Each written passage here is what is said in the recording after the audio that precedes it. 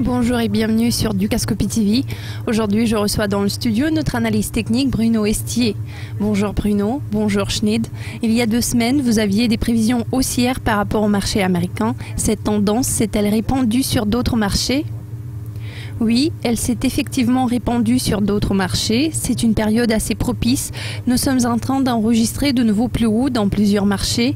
Je vous propose de commencer par le Nikkei. Nous voyons qu'il a atteint un nouveau sommet à 18 300. Nous observons un rallye impressionnant de la force relative du Nikkei contre le S&P 500.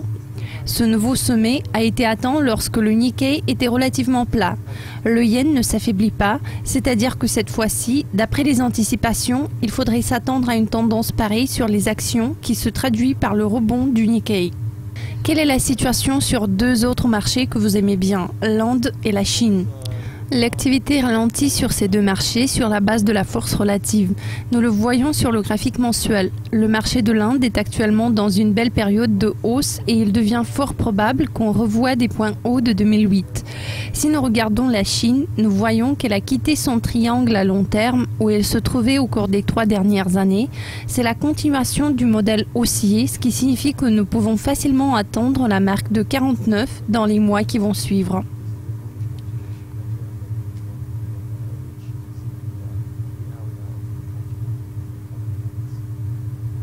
Quels sont les marchés qui vous préoccupent le plus en ce moment ? Nous voyons la surperformance de la Chine par rapport aux autres économies émergentes. Si la Chine surperforme les autres, c'est que les autres marchés sont sous-performants. Notamment, cela concerne l'Amérique latine. Sur le graphique, nous voyons l'exemple du Brésil où le canal est en baisse au lieu d'une hausse. Ainsi, au lieu d'être au sommet, nous sommes au fond en ce moment. Comme tous les marchés rebondissent, cela signifie que probablement nous n'allons pas toucher le fond, on va bondir. En ce moment, la tendance est baissière et la force relative recule depuis 6 derniers mois. C'est également lié au fait que le Brésil produit du pétrole et les prix du pétrole ne cessaient de reculer ces derniers temps. Cependant, vous aimiez bien l'Europe ces derniers mois, n'est-ce pas ? Oui, je l'aime toujours. Nous observons un changement considérable. L'Europe, qui était sous-performante par rapport au S&P 500, a recommencé à progresser pendant les 2 derniers mois. Nous voyons une chose intéressante. Nous sommes sur le point d'atteindre un niveau clé. Il est à la marque de 3500 et ce niveau passe par 2 lignes tendancielles. La première ligne est celle de canal ascendant. En 2012 et 2014, nous avions plafonné et nous voyons une longue ligne tendancielle descendante entre 2000 et 2007. Pourtant, la dynamique reste haussière.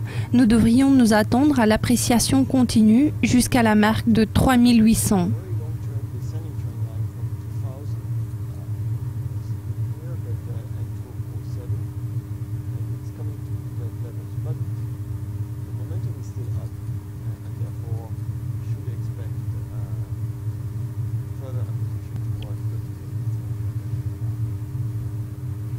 En général, le fait d'avoir atteint la ligne de tendance signifie avoir atteint la ligne de résistance. L'Eurostoxx 50 va-t-il stagner ? Nous pourrions avoir une hausse. Regardons le DAX. On perçoit à travers cet exemple que le fait d'avoir franchi la ligne tendancielle ne signifie pas pour autant qu'on va s'arrêter. Tout dépend de la dynamique. Lorsque la dynamique est haussière, il existe le potentiel de franchir cette ligne afin de poursuivre son chemin à la hausse et c'est effectivement ce qu'on a vu sur l'Eurostoxx 50. Alors l'Eurostoxx est susceptible de rester surperformant. Quelle est votre cible pour les États-Unis alors ? La cible pour les États-Unis reste à peu près la même. Nous avons presque atteint notre cible à court terme aux alentours de 21,35, 21,45.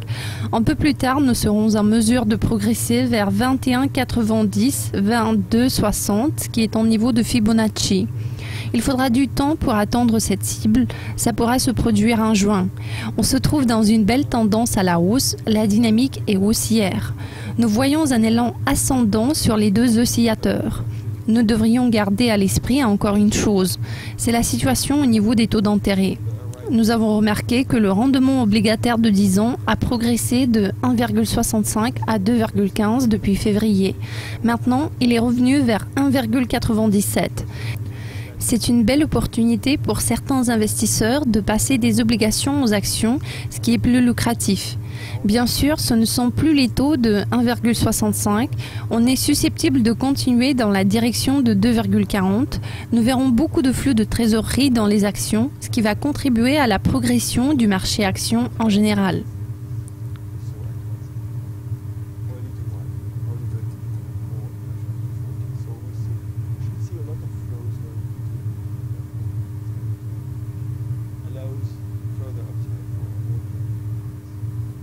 Super. Comme toujours, merci beaucoup de votre analyse. C'était un plaisir de discuter avec vous. Je vous en prie. Cela conclut notre séance d'analyse technique avec Bruno. Merci de nous avoir suivis. Restez à l'écoute de Dukascopy TV.